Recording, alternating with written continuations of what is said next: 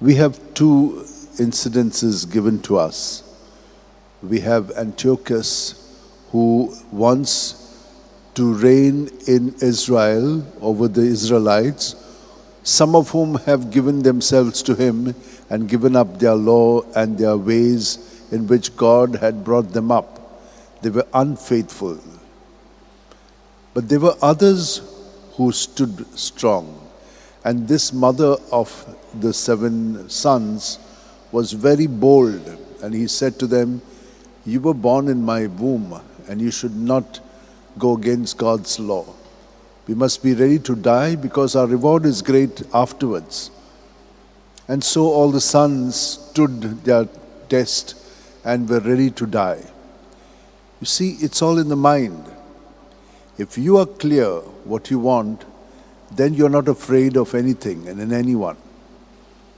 So that is how they laid down their life, because God is their supreme Lord and no one else, no earthly king. Now here, Jesus is going to Jerusalem. Who is Jesus? We all know that he is the Son of God. So he is the King of the universe. Why?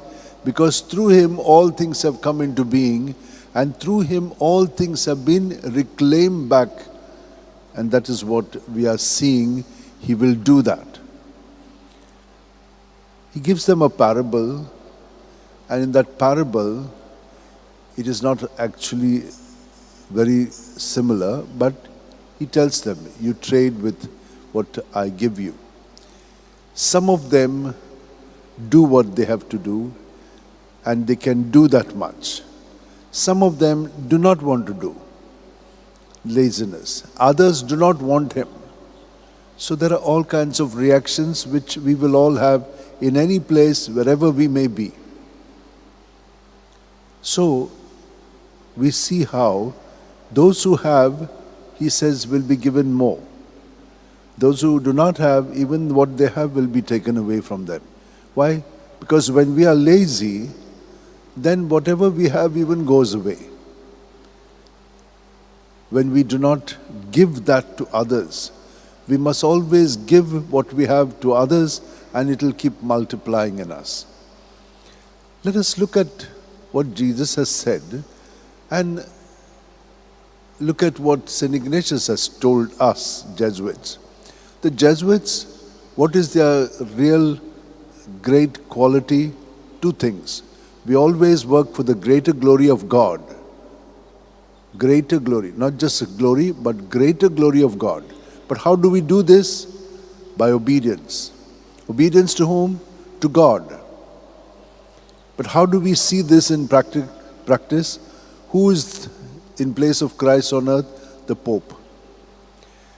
After that, we have others who take that role, the Superior General of the society. Then we have the provincials. Then we have the superiors.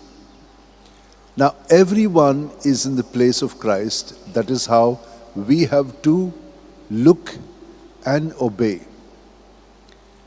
So when I'm obeying the superior, I'm obeying the provincial, I'm obeying the general, I'm obeying the Pope, and through him, the Father, through Jesus.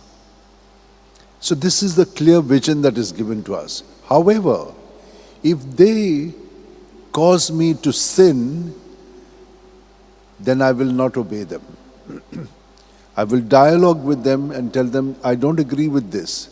So I can dialogue with them and say, I will not do this if this is causing me to sin. Look at what happens in the first reading. This man in authority is a king, and he wants them to obey his ways. And they said, no, we obey God. We would also obey you if you were telling us to live our religion in the way we want to, but obedient to you. And if you force us, then we are ready to die rather than given to sinning with what you are telling us. Look at the second one. Also this man goes and he is going to be made in charge. And he gives them their pound so that they can trade with it. And then they do this. Others don't do. We have seen all this. So, did they obey him? Yes. Therefore, all of us, we have all been given some charge, something to do. Whether the authorities are good or bad, that is secondary. We are obeying Jesus and we must do the best we can in what he has given us. And if we do that, we will be happy, and the Spirit of the Lord will tell us what we have to say and what we have to do in those moments. He has already told us that. So let us pray today for this grace, that we be internally aware of his presence and be connected with him so that he is ruling us, not we ruling him. And this internal attitude is very important, because whatever he has given us, we through him give it to others, for when we do it for others, we have done it to him. So when we keep all of these in mind, we will surely experience peace in us, happiness, joy, enthusiasm, clarity, and we will be able to go ahead, building the kingdom of justice, peace, and love. Let us ask for this grace. Let's join our hands together. Keep our backs straight. We are at every moment kept alive by him who is our breath of life. And in this breath, we are connected with him very intimately. We rise with him and we die with him. So when we breathe out, we are kind of dead to ourselves and to everything. But when we breathe in, we rise in him and experience all that he is and how he is in each one of us. Lord, we thank you for giving us this clarity.